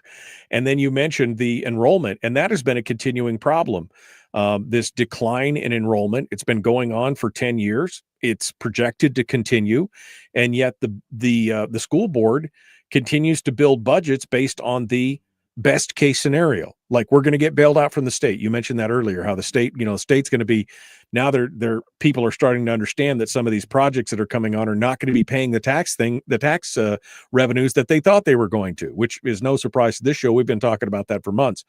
But all of a sudden, it's like, hey, we've got to pay for this. And so my question is, with the decline in enrollment and this continual building budgets that are best case scenario budgets, isn't it incumbent on the school board and in part on the Borough Assembly to tell the school board, plan for the worst case scenario and build from there instead of bidding on the best case? And maybe we should be looking at ways and finding other places that have done something similar or fixed this problem and take those things up. Well, I didn't have children, so I don't know that much about what it is, but I would first like to see, okay, tell me the ratio of the administration in the school district versus the actual teachers and aides. That'd be one of my things to start with. I suspect that, the management administration to make things happen is pretty high. I mean, every school has a principal and an assistant principal, and then beyond that, right? So I think somehow we need to do more with less. Right. And it may need to start with the people at the desks, not the people, the teachers and the people that are actually doing the work. I don't know. And so I think, the thing to do is we need to ask the teachers, ask the parents, and ask the kids what works and what doesn't. And I think that's what we're missing is all at once there'll be this trend. We'll just, oh yeah, let's do this. Or, like I think the reading program that they're now working on is really, really helping. And there's kids that show up and they haven't even had breakfast yet. And they're in second grade and they don't even know how to read yet, anything, and they take those kids and they work with them and they finally get it, and that's what we really need. Our reading skills are really significantly different. But when you look at it, I think it's the same thing. Like, okay, let's say you go to a doctor because you don't feel so good. Our school isn't doing so good, right? Our education system isn't doing so good. So the analogy is you go to a doctor, I don't feel so good. They run all these tests. You get all these scores back. And you go, look, our reading scores are improving. So your doctor would say, look, your lab work is fine. Right. Why? But I still don't feel good. Why don't you feel good? Well, because it's just part of it, right? Because that's part of it. Yeah. Right. So that's the analogy, is they're looking at these test scores and all these other things when they should actually be looking at more horizontally everything. Right. Everything. Well, and surprisingly, it took almost 7 years to get that READS Act passed. I mean, it was done. It was done in another state. It was copied from Florida. It was copied from Mississippi. They did a good job with it, and yet it still took us 6 or 7 years to get it passed. And it's just that's part of the problem. We keep trying to do the same things and expecting different results. We keep thinking we're just going to do it the way we've always done it, and things are going to change. We're just going to throw more money at the problem, and yet people continue to leave. People continue to leave the system because it's failing them. That's why people are leaving, going to homeschool, correspondence, micro schools, even charter schools. And why doesn't the borough embrace those ideals and say, okay, if we're going to compete in the marketplace of ideas, we need to create a program that is just as competitive. And then maybe that would trickle back into the brick and mortar schools. Yeah. I mean, and I think looking around at the rest of the country, Seattle's got the same situation, quite on a bigger scale. Maybe look at the other countries. I've kind of briefly looked at the Finland education system, and I go, wow, that's pretty amazing how they do that. And we are basically kind of dumbing down our entire population. And I don't know. And actually, the kids that are like the high performers, they're the ones that are also frustrated, and they're the ones that now leave the schools and do homeschooling because they can excel at it, right? And so now you're even having your test scores are not maybe exactly representative, because the good kids, the ones that are really serious about school, want to homeschool. I've had parents tell me, my kid wants to homeschool. I don't want him to, but my kid does, and I'm going to let him. Right, because they want to focus and they want to succeed. And again, this is where we need to take and shake up the educational system to say what we've been doing is not working, and we need to address that and quit waiting for Uncle Sugar to drop us to again bet on the best case scenario. We need to acknowledge that there's going to be a problem, and we should plan accordingly for that.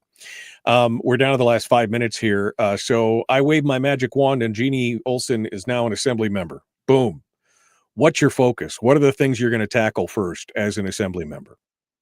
Well, I think addressing, trying to get policies versus code issues to help people understand that.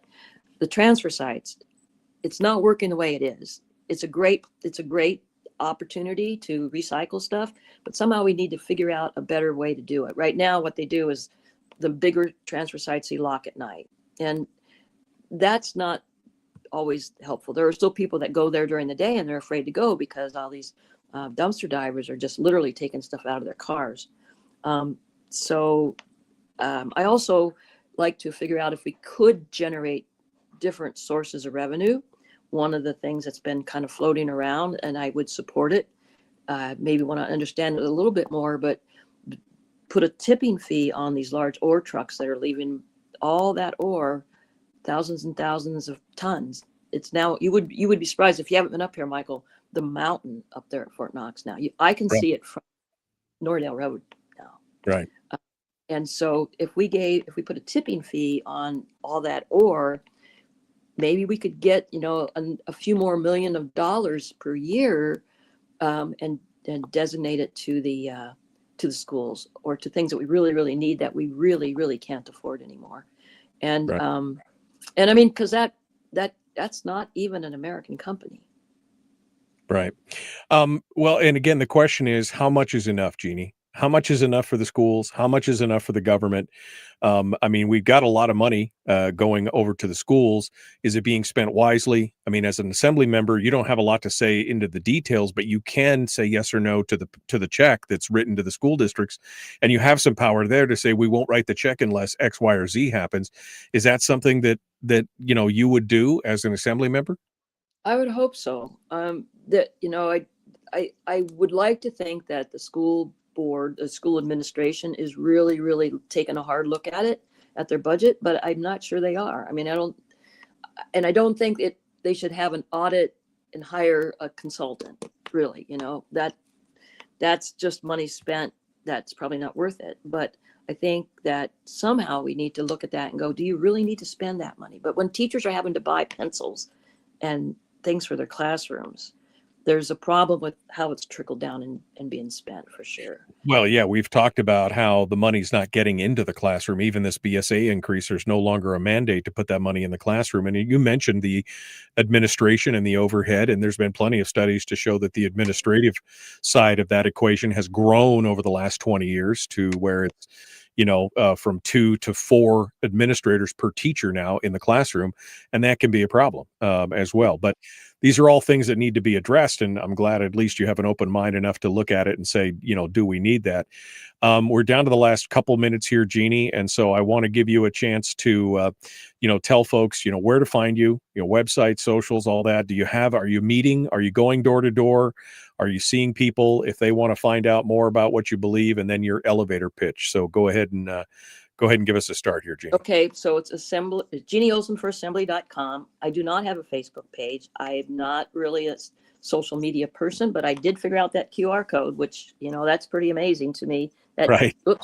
Takes you right to my website. Yep. And the borough has a really nice election pamphlet, and it's online. I think it's fnsb.gov/elections. And so you can read about all the candidates in there too, including me. I repurposed my old 2016 campaign signs, saving on the environment and saving a lot of money on that too. I have these little postcards that I'm sending, actually personally mailing out or asking friends. And so instead of having fundraisers, I'm going to have friend raisers. And so people can come and go, hey, yeah, I'll take 5 postcards and write to friends. That way, right. I think, and then it's a nice postcard that you could put on your refrigerator instead of some ugly campaign poster. Right, right. And I just tried to do it a little differently, not because I want to stick out, but that's how I want to do it. And I'm having a lot more fun. So on the days that I'm not seeing patients, Tuesdays and Thursdays and weekends, I'm going to be out morning and afternoon on drive time at different places all over the borough, sign waving and picking up litter at the same time. So I'm going to try and double time things and do a good service, as well as getting some attention that, hey, it's me, because I'm not being endorsed. So all the interior Democrat functions and all the Republican functions, my name's not on there. So right. But I am a liberal libertarian. She is a liberal libertarian. She and I have had plenty of conversations over the years. Jeanne Olson. Again, you can find her online. Just go to JeanneOlsonForAssembly.com. All right, Jeanne, thank you so much for coming on board. It's good to talk with you. Thank you for being part of it today. Hold the line for just 1 second here. Folks, we're out of time. Tomorrow, Brad Keithley, Chris Story. Be kind. Love one another. Live well. The Michael Duke Show. All right, Jeanne, I want to give you the final bite at the apple, just in case there's something we didn't hit, some other topic you wanted to grab onto, or something you wanted to expand on. We got about 2 minutes here. I'll give you the floor here for any final thoughts. I think that one of the things is, because as a libertarian, we're all about rights, especially property rights. But I've come to say that in my philosophies of life is just because you have a right to do something doesn't mean it's always the right thing to do. And I agree with you. Yeah, we need to be kind. And just because we don't think alike doesn't mean we don't need to love alike. Right. No, I mean, absolutely. We can agree to disagree for sure.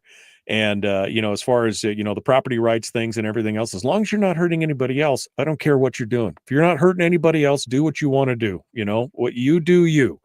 But the second you start hurting somebody else in some way, shape, or form, that's when we need to start talking about it. And for sure, that's important stuff.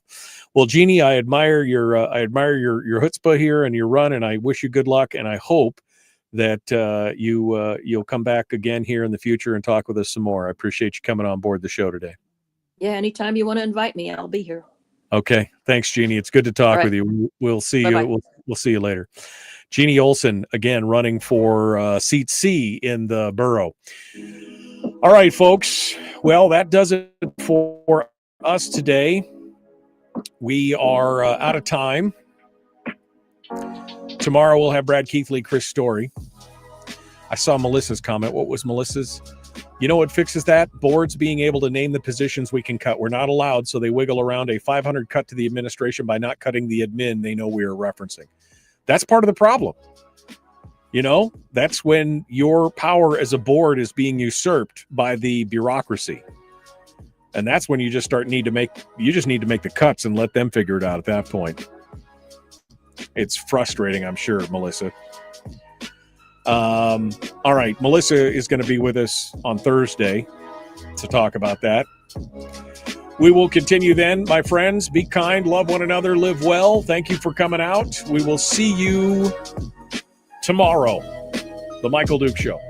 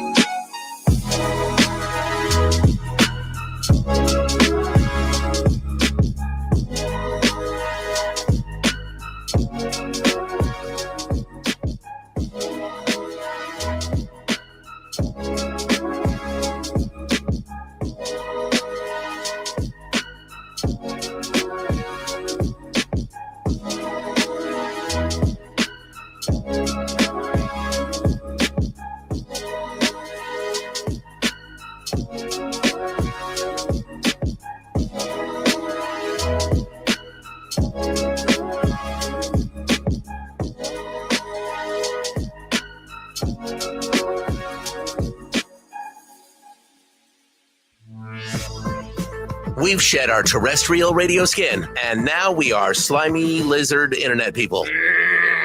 It's the Michael Duke Show.